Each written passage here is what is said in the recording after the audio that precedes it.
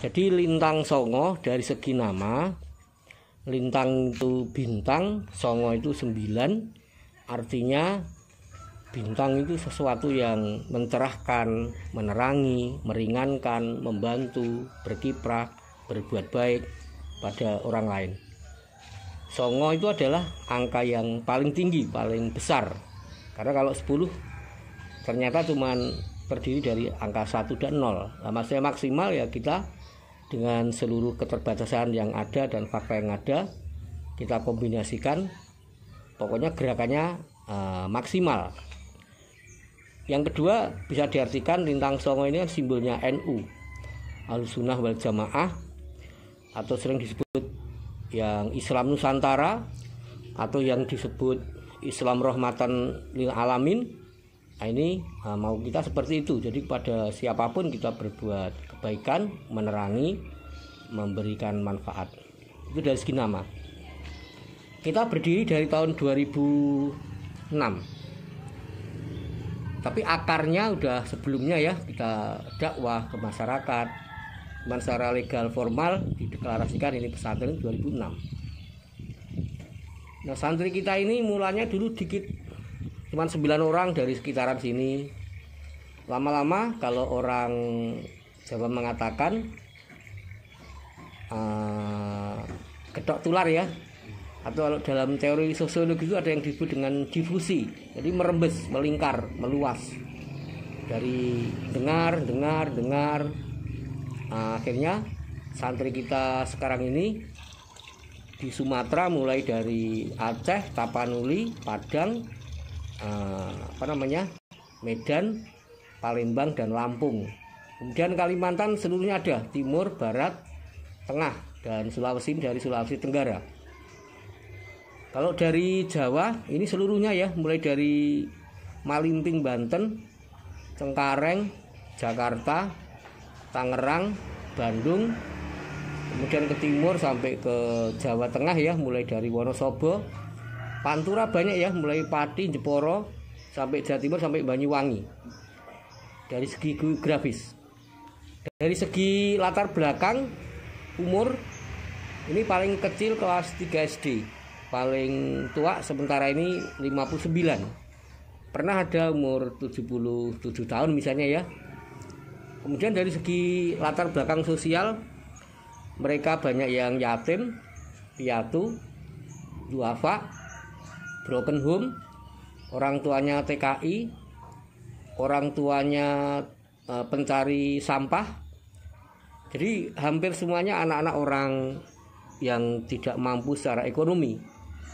Atau mungkin ada dari anak-anak yang nakal, mungkin mantan ya, tapi ya geng, narkoba, bahkan ada yang pernah membunuh orang, gelut, tawur itu, atau mungkin bandar judi. Tapi itu masa lalu, mereka ingin menjadi orang baik. Itu dari segi santri. Maka menilai dari itu, kita tidak memungut biaya karena mereka tidak akan mampu, dan bahkan orang tuanya banyak yang kita tidak tahu, kesini dengan kawannya, seorang diri, mau mondok, dan seterusnya. Untuk itu kita tidak menarik biaya karena mereka tidak mampu. Kalau dihitung misalnya 70 santri ya, apalagi nanti tambah beberapa ustadznya, kalau sekali makan dihitung 5.000 kali 3 udah 15.000. Kalau dikalikan 70 dalam sebulan mungkin sekitar 30 juta lebih 500.000. Belum nanti dari PDM, air, listrik, wifi, ada yang sepeda rusak, ada yang kalau sakit. Nah itu, maka semuanya ini sekitar 45 juta sebulan kita harus mengeluarkan. Nah kebetulan Allah ini ngasih apa ya, jalan ya. Ini kita ada tanah. Ada tanah bengkok. Istri ini kan dukuh ya, jadi gajinya itu bukan uang tapi tanah bengkok sekitar kurang lebih 4 hektar ya. Ini maka kita tanami padi biar berasnya tidak beli. Terus lama-lama kita tanami sayur, tapi ini pelan-pelan ya. Dulu perkembangannya pertamanya cuma padi, terus sayur, biar sarnya nggak beli. Akhirnya kita juga beternak, kadang-kadang nyembelih ayam biar punya sendiri, kadang-kadang goreng ikan bisa sendiri. Kemudian kita butuh sabun, akhirnya buat sendiri. Maka akhirnya memunculkan ide sambil mengalir, itu adalah menuju ke life skill atau entrepreneur. Pesantren kita ini dijuluki dengan pesantren entrepreneur. Jadi pesantren yang syarat atau penuh dengan berbagai keterampilan. Sini ada 27. Mulai yang pertama pertanian, berkembang ke peternakan, berkembang ke perikanan, berkembang ke kehutanan. Yang terakhir ini adalah home industry. Apalagi masa corona, kita bikin sabun aneka macam ya, dari sabun cuci piring, sabun pencuci baju atau metik, pel lantai, dan pewangi laundry. Nah, ini selain nilai edukasi, membimbing, membuat tahu, memberikan pengalaman anak-anak, yang kedua bisa untuk mencari untung, bisa untuk beli lauk dan seterusnya. Pesantren Lintang Songo ini mungkin agak berbeda ya dengan yang lain, meskipun banyak yang mirip juga. Dan saya pikir absah-absah saja ketika suatu pesantren berdiri. Pasti dimanapun itu punya kelebihan, punya kekurangan. Nah, di sini mungkin secara kekurangan ya, mungkin kurang mendalam, kayak kajian-kajian agama. Meskipun di pesantren kurikulum kita juga sesuai dengan standar, misalnya anak-anak ngaji fikih pakai Fathul Qorib, anak-anak ngaji tauhid pakai Jawahirul Kalamiyah, anak-anak ngaji tentang misalnya akhlak, taklimul muta'alim, akhlakul banat, kemudian nanti ada nahwu shorof, ada Al-Quran, tajwid, ada sirah nabawiyah, ada tahfidz. Tapi mungkin tidak kayak pesantren yang lain. Itu yang pertama, kita kasih agama. Yang kedua, karena keterbatasan pesantren kita ini, sekolahnya ini atau kuliah di luar, karena kita nggak ada kecuali hanya PAUD. Mereka sekolah di sekitaran sini, mulai dari SMP, MTS, SMA, SMK, kuliah, baik di negeri maupun swasta. Nah, jadi kelebihannya di sini justru mereka kayak orang biasa, artinya tidak terkungkung dalam pagar pesantren. Jadi mereka bisa seraung dengan luas, meskipun mungkin ada kelemahannya karena memonitornya sulit, waktunya tersita di jalan. Tapi itu kan ada choice atau pilihan. Jadi yang pertama itu ngaji seperti tadi, yang kedua sekolah. Yang ketiga ini tidak semua pesantren memiliki, kita kasih life skill atau keterampilan yang kita punya 27 tadi ya, tentang keterampilan itu. Ini mungkin sangat jarang pesantren yang selengkap Lintang Songo misalnya dari segi keterampilan. Artinya mereka ini kita ajari bukan hanya pinter, tetapi dia harus bisa memahami dan bisa hidup. Jadi sini kayak pesantren kehidupan. Jadi belajar apapun, belajar sosial, seni, budaya, ilmu, pertanian, nyari ekonomi, bergaul, berjejaring. Ini mungkin kelebihannya meskipun punya kekurangan tadi. Nah, dari situ kita mengkombinasikan situasi anak-anak, latar belakang yang berbeda, kemampuan berpikir, kemudian usia dan seterusnya. Maka di sini kita menerapkan metode no punishment, nggak ada hukuman. Jadi anak-anak ini kita kasih contoh, kita kasih teladan. Sholat berjamaah, baca Quran, ngaji, akhlak. Ini contohnya seperti ini, nggak usah banyak ngomong. Kita memberikan contoh, para ustadznya, pak kiainya, atau yang senior memberi contoh. tidak ada hukuman, karena kalau dihukum kayak pesantren-pesantren lain mungkin semuanya kena hukuman karena sangat sulit. Nah, ini metode kita, no punishment, tauladan, dan kita doakan. Rutin ya, namanya pesantren pasti ada mujadah tiap habis maghrib atau wirid-wirid yang pendek-pendek habis sholat. Ini mendoakan santri semuanya. Nah, tujuan dari semua ini, misi-misi pesantren ini adalah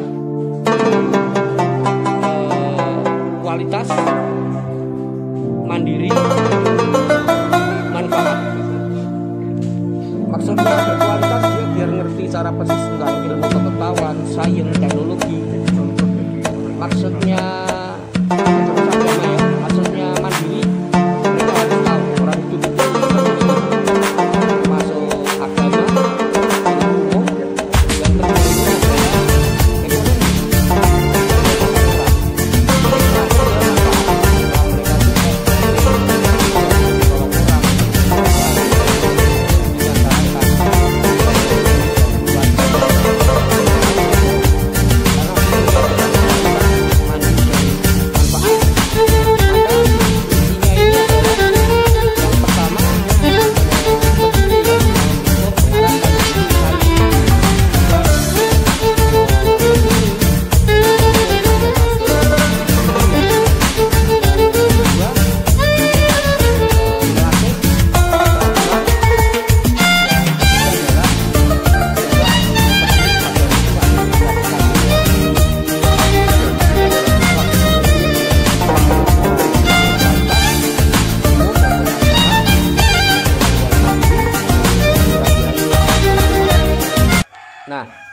maka di sini mungkin ada kelebihan dibanding dengan pesantren lain.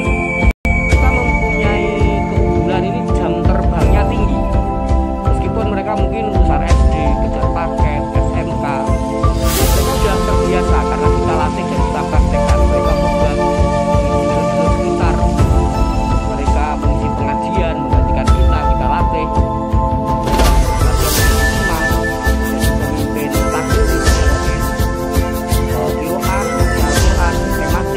Tempat orang nikahan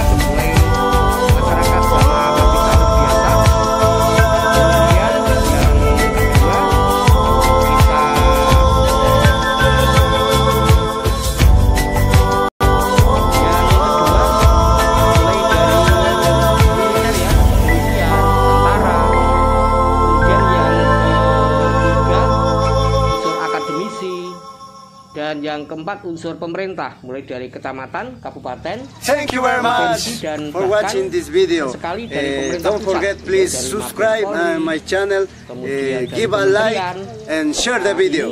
Ini bisa Espero que el video haya sido de su agrado. kita berkumpul bersama. Suscríbanse, no se olviden Jadi al dari canal de public Raimi relation Salazar. itu, akhirnya orang mengerti Спасибо hal большое, yang что ramai смотрели tentang наше Kongo. видео. Baik, Не Pak забывайте, пожалуйста, подписывайтесь на наш канал, мой канал, Raimi Salazar. И давайте лайк. Tersiar ke seluruh Nusantara. Ciao. Sampai ke 30 negara pernah datang ke sini, mulai dari USA, kemudian Jerman, kemudian Belanda, Australia, Jepang, Malaysia, Madagaskar, dan seterusnya. Di akademik, dunia akademik mungkin sudah 67 ya, yang ke 68-nya adalah dari UNU Jakarta ya. Ini baru akhir-akhir ini udah dari tahun 2008 banyak yang berkunjung ke sini. Tidak tahu yang tadi dijelaskan di depan ya, latar belakang berdirinya, sejarah berdirinya, sistem manajemennya, kemudian pendanaannya, kemudian santrinya, visi misinya. Mereka terpana ya untuk melihat kayak apa sih, apalagi orang-orang luar ngertinya kalau Islam ini kok serem kayak teroris misalnya. Ternyata kok ada Islam yang ngurus-ngurus sosial, seni, budaya, perekonomian, dan kok mau-maunya misalnya ustadznya, gurunya, dia nggak ada yang dibayar, malah mengeluarkan biaya untuk para santri. Maka banyak yang berbondong-bondong ke sini. Terakhir kemarin waktu corona awal ya, itu dari Turki mereka berkunjung ke sini ya, untuk menertibkan manajemen atau tentang leadership di pesantren ini. Tentu kita punya struktur ya. Yang pertama itu pembina itu yang punya atau yang pendiri atau apa yang tidak bisa digeser-geser, namanya pembina, itu saya sendiri ya Pak Heri. Kemudian ketua ini Bu Siti Dayati, nanti sekretarisnya ini Haidar ya, Sakil, kemudian bendara ini Nurani Maharani. Nah di bawahnya itu nanti ada bagian yang ngurus PAUD, misalnya ini ada Mbak Paryati, ngurus klinik kesehatan pesantren ini Mbak Ani, ngurus home industry laundry ini Mbak Yatni, ngurus sabun ini namanya Mas Arif, ngurus jamur Mas Chandra, ngurus perikanan ini dirangkap oleh Mas Haidar, ngurus warung restonya ini si Rani, kemudian tentang apa namanya perkebunan ini kita guna sendiri, kemudian peternakan ini juga Mas Haidar. Kemudian di situ nanti banyak para pembantu ya, ini semuanya apa namanya santri kita libatkan ya, seperti di awal, karena background kita ini macam-macam, ada pemalas, ada yang putus asa, ada orang terbuang meskipun yang normal banyak, dan kita tidak ada hukuman seperti yang di depan tadi. Maka kita terjadi, menurut saya bukan kesulitan ya, tapi proses. Dicontohi nggak ngeh-ngeh sampai berbulan bahkan setahun belum ngikuti misalnya. Ini menurut saya bukan kesulitan, tapi ini adalah proses. Jadi bagan atau struktur organisasi ini ada yang mulai dari pembina, kemudian ketua, sekretaris, bendara, kemudian departemen-departemen atau bagian-bagian yang mengurus itu, dan itu semuanya sudah menggelinding sesuai dengan tugas mereka masing-masing. Yang pertama ini untuk melatih berorganisasi, yang kedua sekaligus untuk melatih menyusun jaringan, yang ketiga sekaligus ini melatih untuk otomatis mencari rezeki. Yang ngurus perikanan kan dapat, ngurus peternakan dapat, ngurus home industri bikin sabun dapat, jadi santri juga dapat. Maka mungkin kita jelaskan ya, santri Tang Songo atau pesantren juga yang kedua ini lain dengan yang lainnya. Ini nggak ada tahun lulusnya. Kalau yang lain kan lulus kitab ini, lulus 30 juz atau lulus apa itu berapa tahun ini, kemudian diwisuda. Kalau kita enggak, Jadi lulus kita ini ukurannya bukan tahun tapi pakai kinerja. Seperti visi misi tadi, siapa yang telah mandiri ilmu, mandiri agama. Yang kedua dia udah bisa mandiri. Nah ini baru kita lepas, jadi dia menikah. Nah sebagai RTL-nya ya, rencana tindak lanjut, mereka pulang ini juga diharapkan bisa mendirikan pesantren serupa. Dan ini sudah terbukti, sekarang berdiri pesantren Al-Fatah di Prambanan. Ini santri asal Jombang, kemudian yang istrinya itu dari Ponorogo. Nah, dulu di sini semua, sekarang sudah mendirikan pesantren dan sudah ber NSPP, ber akta notaris dan berkumham. Nah, ini di wilayah Prambanan. Ya, jadi lulusnya seperti itu dan struktur organisasinya.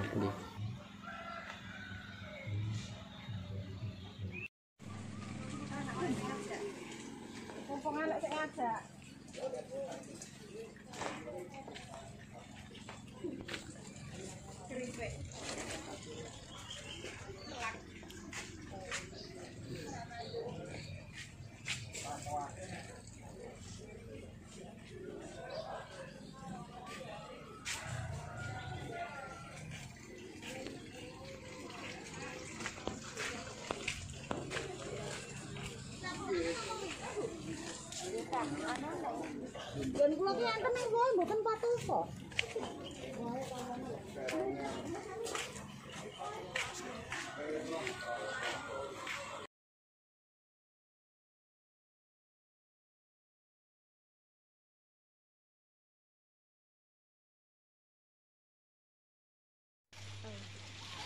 Wah, mung sak anu nggo kalih. Jenenge yo dihirbal wae budhe telang barang. Oh nggih, telange nggih kula nggih anu manfaat kok, Pak. Nek napa? Nggih. Semutan yo nggih anu.